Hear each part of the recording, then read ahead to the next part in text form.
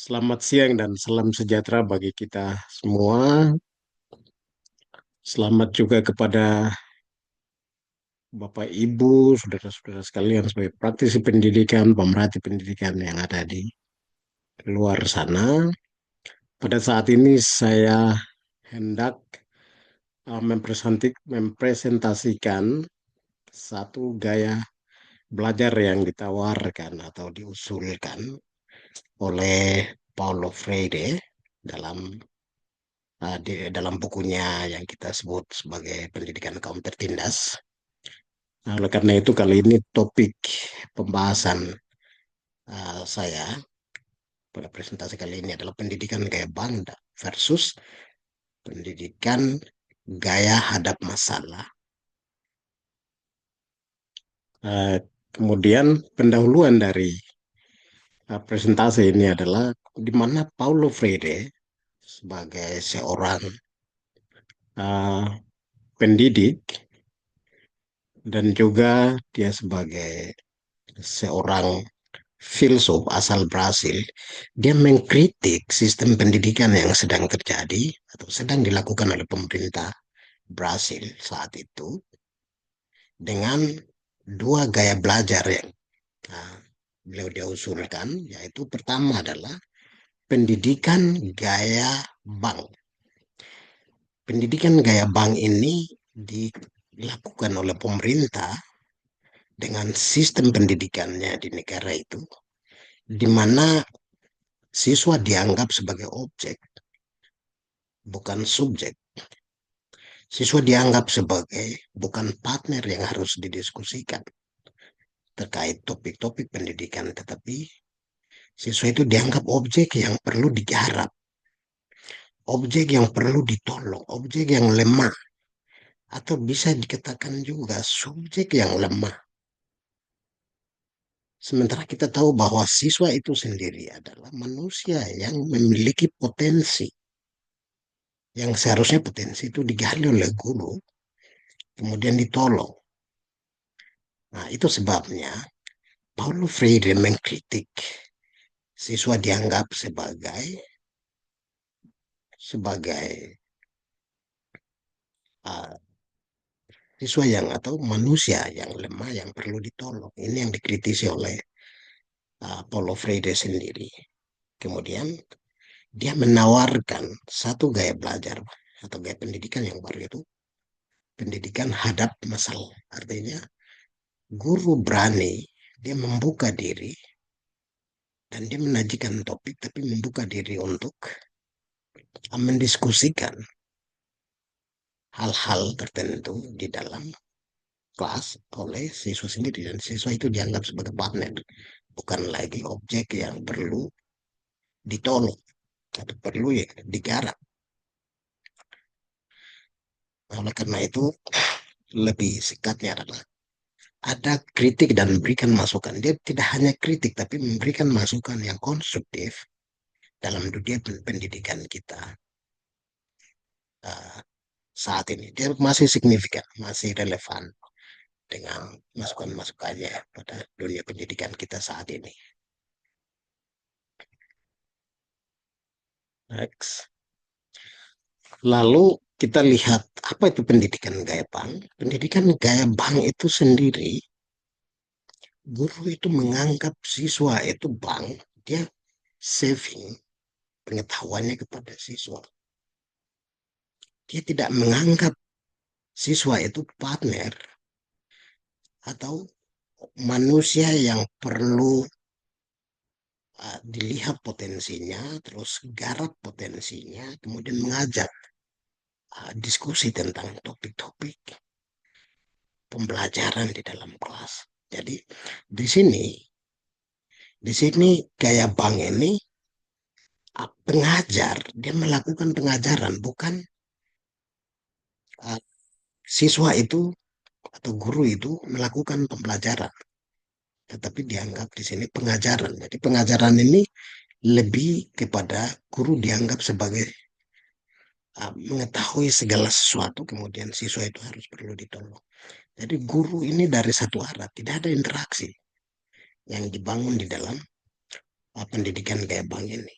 guru satu arah men-saving atau mendeliver semua informasi yang ada di dalam otak guru itu kepada siswa, dan siswa hanya objek yang pasif dan siap menerima dan tidak memberikan komentar, tidak memberikan kritik, tidak memberikan pendapat, tetapi dia bersih menerima semua pengetahuan yang sudah disiapkan ada dalam skenario pembelajaran itu, ditransfer kepada siswa. Siswa menerima, siswa tidak memiliki kesempatan untuk memberikan pertanyaan. Sehingga di sini pendidikan Gebang ini tidak membebaskan pengajar. Dan pengajar sendiri mungkin ada dalam sebuah penjara. Penjara itu sistem yang dibentuk oleh mungkin oleh di atasnya sistem itu sendiri. Sehingga guru dia terpenjara di dalam pengajaran atau proses dia tidak membangun interaksi itu. Yang kedua adalah pendidikan gaya bank tidak membebaskan pembelajar atau peserta didik. Peserta didik dia terpenjara juga. Karena ini sedikit sistematis. Sehingga peserta didik seperti yang saya katakan tadi tidak bebas memberikan pendapat, tidak memberikan kritik. Apabila siswa memberikan kritik kepada siswa, kepada guru, maka di situ guru sendiri sedikit berikan semacam tekanan atau guru tidak menerima apapun ya diberikan kritik oleh siswa. Dan yang ketiga adalah pendidikan Gebang tidak membebaskan semua perangkat lainnya. Jadi sistem yang kaku, sistem seperti ini tidak membebaskan. Padahal pendidikan itu sendiri pada dasarnya, pada prinsipnya adalah bagaimana membebaskan orang untuk berpikir dengan bebas, memberikan kritik, memberikan saran, terus berpikir secara bebas, sehingga orang itu terbebas dari semua sistem-sistem yang kaku. Tapi pendidikan gaya bank ini tidak memberikan hal-hal semacam itu. Nah, sekarang yang kedua adalah pendidikan gaya hadap masalah. Nah, setelah Paulo Freire, dia memberikan kritik terhadap sistem pendidikan yang ada, kemudian dia tidak hanya memberikan kritik saja, tapi dia punya solusi, di mana dia memberikan satu ide, pendapat, bahwa pendidikan itu harus gayanya adalah hadap masalah. Artinya guru berani untuk membuka diri kepada peserta didik, dan peserta didik itu dijadikan sebagai partner. Jadi ini pendidikan partnership educational. Oleh karena itu di sini sangat penting untuk dunia saat ini, terutama di negara kita Indonesia sendiri, guru berani untuk membuka diri. Guru harus merubah paradigma pembelajaran yang tadinya dikatakan bahwa guru itu harus digugu dan ditiru. Ini paradigma lama yang pernah dikritisi oleh Paulo Freire sendiri. Dan sekarang guru berani membuka diri, jadikan semua peserta didik, peserta belajar, entah semua satuan pendidikan, guru, dosen, harus membuka diri dan siap menerima masukan, kemudian kritik konstruktif dari siswa. Dan siswa peserta didik ini diajak untuk berbicara, berdialog. Dan dalam hal ini posisi guru, dia bukan hanya mengajarkan satu arah, tetapi membangun dua arah, dua sisi, berikan kebebasan, peluang, kesempatan kepada siswa itu sendiri atau peserta didik untuk berdialog. Topiknya disajikan, kemudian topik itu didiskusikan bersama